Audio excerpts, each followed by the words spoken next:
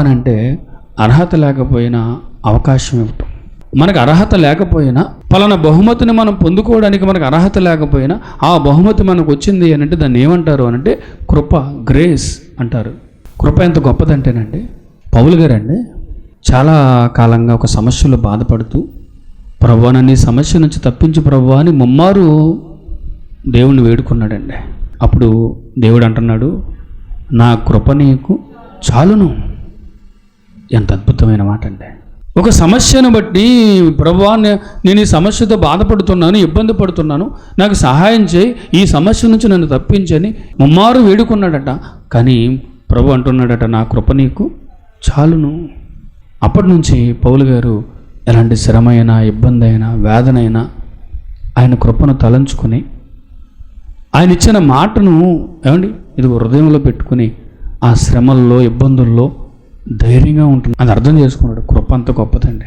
ఏదైనా కష్టం వచ్చినప్పుడు మనం కంగారు పడతాం, అయ్యో ఈ కష్టకాలంలో ఏంటి మా పరిస్థితి, మా భవిష్యత్తు ఏంటని మనం కంగారు పడతాం. కానీ నిజంగా దేవుని కృప అర్థమైతే అంత శ్రమలో కూడా భక్తుడు ఎలా ధైర్యంగా నిలబడ్డాడో చూడండి. అలా ధైర్యంగా నిలబడతాం మనం. ఇంకా చదవండి అక్కడ చూడండి, నేనెప్పుడు బలహీనుడునో అప్పుడే బలవంతుడను గనుక క్రీస్తు నిమిత్తము నాకు కలిగిన బలహీనతలలోను, నిందలలోను, ఇబ్బందులలోను, హింసలలోను, ఉపద్రవములలోను నేను సంతోషించుచున్నాను.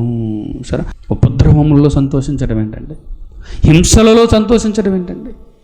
దేవుని కృప మనకు తోడు ఉంటే హింస ఎదురైనా, కష్టం ఎదురైనా, ప్రతికూల పరిస్థితులు ఎదురైనా ప్రభువా నీ కృప నాకుంటే చాలు. సరే, ఎలాంటి సమస్యలకైనా పరిష్కారం ఉంది అని మనకు అర్థమవుతుంది. చూడండి, నిజంగా 2000 సంవత్సరాలకి ఈ మాట ఎంతమందిని ఆదరించిందోనండి. మొట్టమొదటిగా పౌలు గారిని ఆదరించిన మాట నా కృప నీకు చాలును అనే మాట ఈ 2000 సంవత్సరాలుగా ఎంతమందిని ఆదరించి ఉంటుంది.